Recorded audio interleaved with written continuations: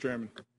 Thank you, Senator Johnson. Senator Rubio. Thank you. Well, I think we can all begin by an agreement that up to this point, this process has worked well for the world. The U.S. innovated the Internet, and our management of it have led to its enormous explosion. And I want to say that one of the reasons why the world should be grateful that America innovated it is because we have a concept in this country of free speech that doesn't exist in many other democracies, vibrant democracies in this world, that the concept of free speech does not exist.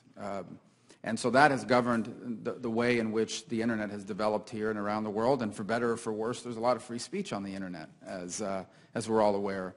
And so up to this point, it's worked well. I understand the argument. I really do. The world has grown up. And now they're saying, okay, we've now grown up. We've now reached capacity. And so we want to have a greater stake through non-governmental entities in the future of the Internet. America should no longer singularly control it. We thank you for innovating it and bringing it forth. We thank you for your years of management, but we want a greater stake in what is now a global common. I don't dispute that or dismiss it offhand. What I do dismiss, however, is this notion that if we somehow don't do it on this accelerated time frame, then the world is going to rebel and say, oh, we knew you were lying to us the whole time. You never intend to give this up.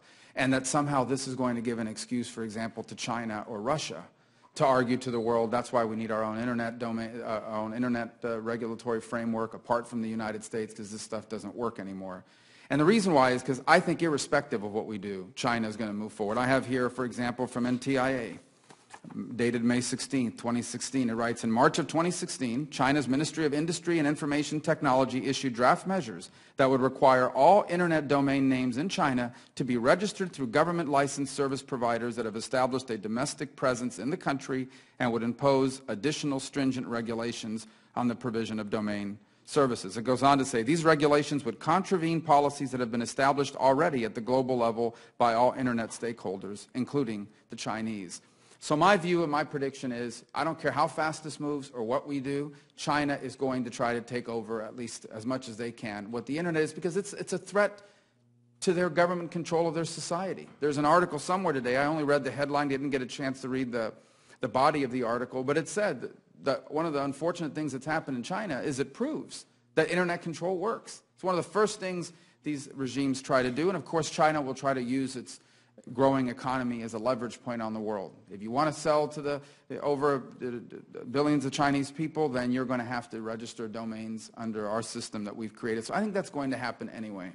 I think the point, and what I intend to communicate here in a letter that I hope my colleagues will join me on, is that before any plan can be implemented, we ensure that changes in the transition proposal are applied, that they operate as envisioned, and that they don't contain unforeseen problems that could undermine the multi-stakeholder model or that threaten the openness, security, stability, the resiliency of the Internet.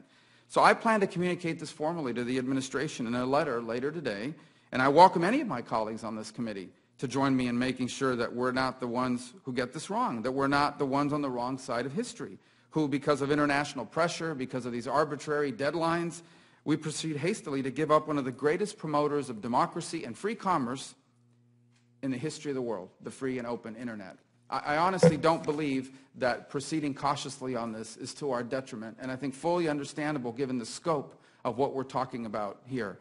And I would say also that while we still control the process and the timeline, once we move past a certain point, there is no leverage to pull back. If this thing goes off the rails, if in fact it's used in a nefarious way, what leverage do we have to pull back on it? Mr. Schaefer, I ask you, what would be the consequences?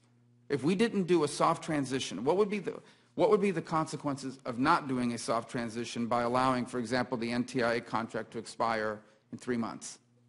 We would be pursuing what you just outlined, which is a risky course of action. We think we know what this proposal is going to do. We think we know how the empowered community is going to work. We think we know how ICANN is going to respond to governments and to the empowered community, but we do not know that. And if we go forward with this transition, which the board has promised to implement, all of the accountability measures, the vast majority of the recommendations in the bylaw changes already, regardless of whether the transition proceeds on time or not, if we do that, it allows us to vet and actually explore this proposal and make sure that it's operating the way we think it's going to. And I think that is a prudent course of action to proceed cautiously and to go forward on a sort of test drive of this new process and make sure that it is operating effectively and as we think it's going to. On the open questions, Mr. Del Bianco, I wanted to ask, I think you spoke about this earlier.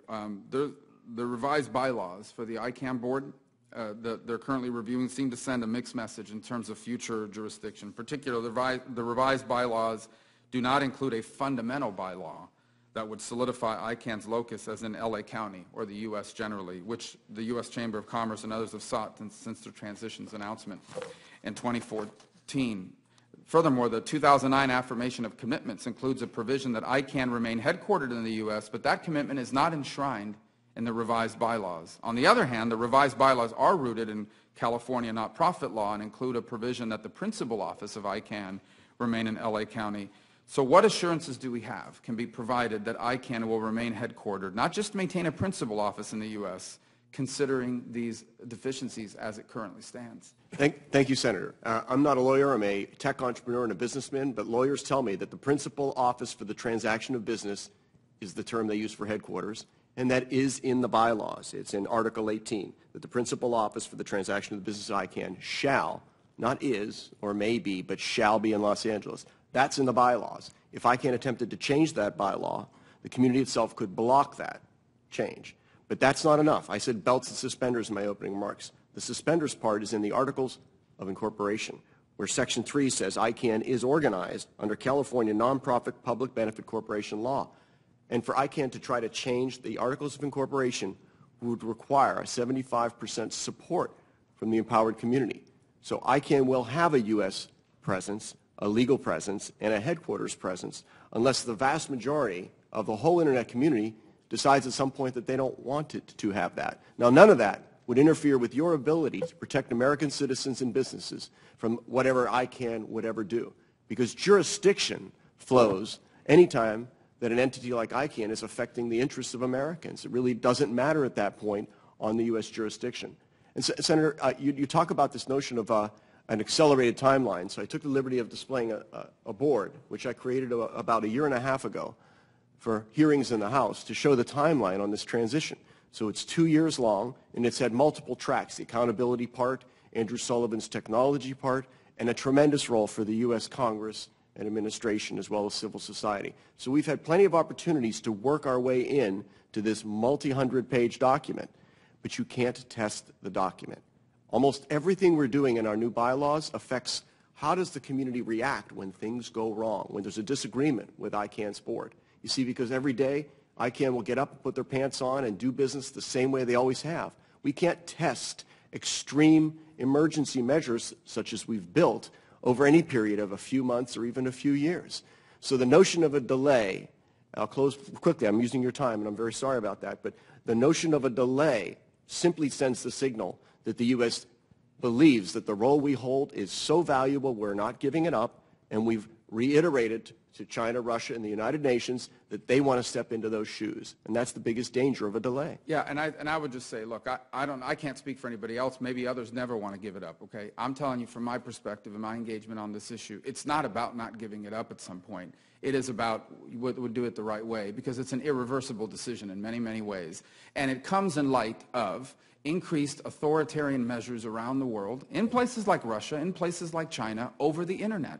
And I just read to you this statement put out by NTIA that shows that we are having this debate in the context of an increasingly authoritarian environment when it comes to oversight in the Internet, where China has done a successful job of building a great firewall, where today, people in China do not have, for example, access to images from Tiananmen Square. It is filtered out. And so there's real concerns about the environment that we operate in when some of the largest global players are authoritarian regimes who have shown the propensity and the willingness to exercise control over the Internet. And, by the way, in the context of what's happening geopolitically in the South China Sea, as an example, where China has a signatory to the Law of the Sea Treaty, and yet they are taking over illegitimate territorial claims that they're exercising, building artificial islands, claiming territory that doesn't belong to them, and basically ignoring the mechanisms by which all of that is supposed to be regulated. If they do that for islands, why would they not do it for the Internet, one of the most powerful tools in human history? So it's not that I don't want it to happen. I just think it has to happen in the right way, in the right timing, or we can't get it back. We can't reverse those mistakes. Senator, let me add that you're exactly right. The actions that these regimes take to block their citizens' access is fragmenting the Internet, and it is a bad thing. It's exhibit number one for why we don't want to allow them to elevate that to a United Nations level control over the internet itself. China is going to censor content of its own citizens and businesses, and there's not a thing that ICANN can do about that at all. Nothing ICANN can do will ever affect that. Instead, we need to make sure that ICANN is insulated and doesn't present a target for China, Russia, and other nations to elevate that censorship through the UN into where they now can impose that at the top level of the internet. See, it's one thing for them to block the content of a YouTube video in Turkey if it offends the sensibilities of a president. But what if they could use that to block the entire youtube.com domain from the entire web?